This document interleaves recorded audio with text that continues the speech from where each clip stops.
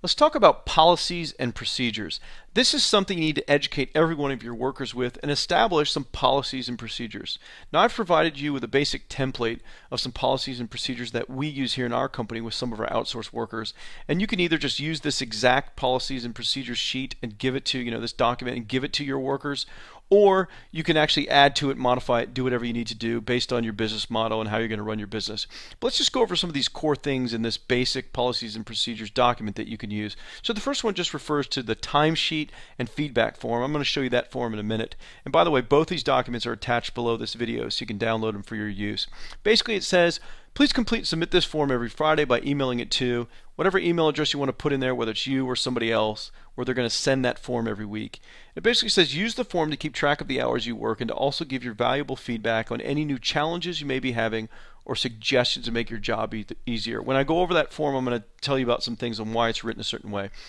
Then it basically says number 2, weekly backups. You should regularly back up your work daily, but each week you should upload your latest full data backup containing all of your work to, and then I put in their file storage area. So when you learn some of these tools like Basecamp, Google Sites, some of these other things, you can figure out where you want to have them upload their data. You can use a service like Box.net or YouSendIt or some of these other kind of file transfer services if you don't want to set up FTP on your own server.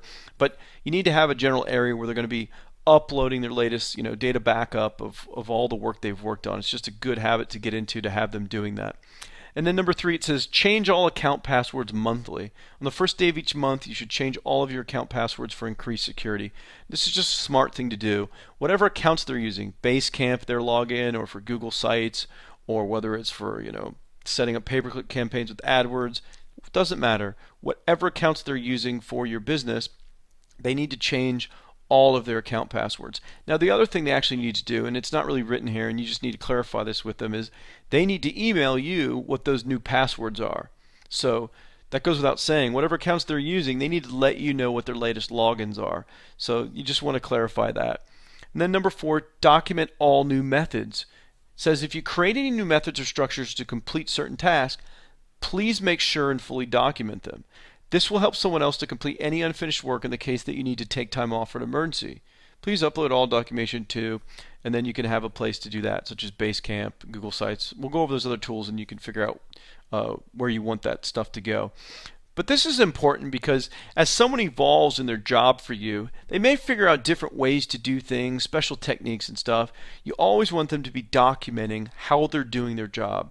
God forbid they get killed in a car accident or something happens where they can no longer work for you, some kind of serious illness or something else. You need at all times someone else to be able to come in and be able to take over from where they left off. It's also another way, just like I mentioned in the security types of rules and things that you want to use. It's also another way from keeping someone from holding your business hostage. That happens on rare occasion. It's very, very rare, but you just never know.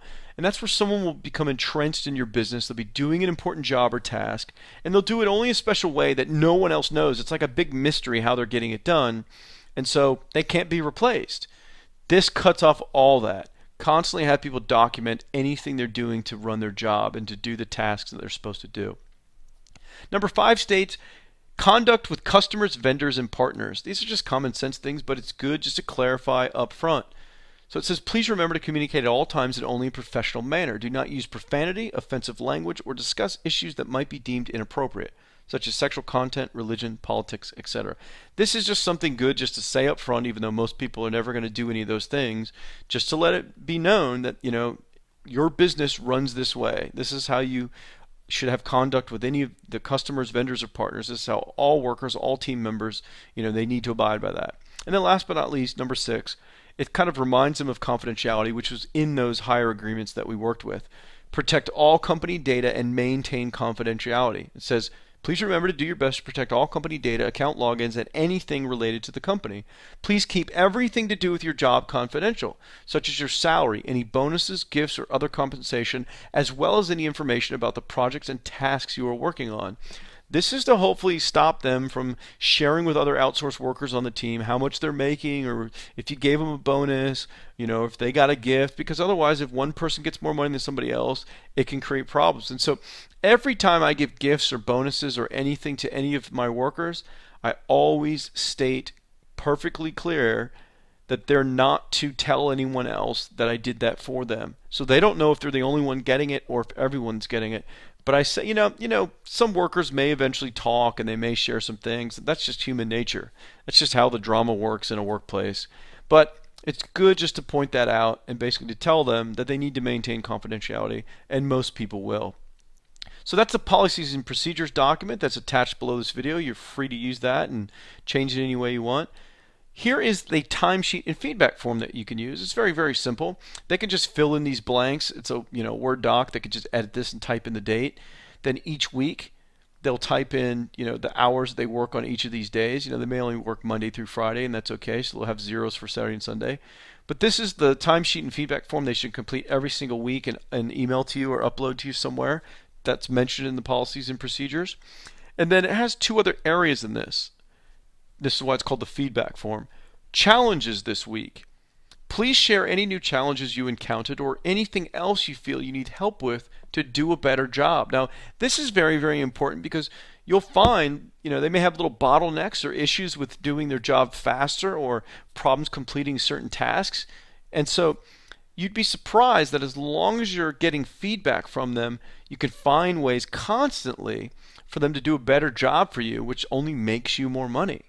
And then last but not least, at the bottom of this, a place for suggestions and feedback for the week. A lot of times they may not have any of these, but it's great to always have this in front of them. So it says, please share any suggestions or feedback you have this week about things that could make your job easier, things that you think could make your job easier, or any other great ideas you'd like to share. Now remember, let's back up. See, everything in this whole process has a purpose.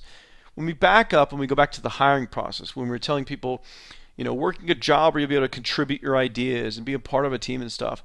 This is just one little way where they can clearly see it's demonstrated where they have an outlet to share their ideas.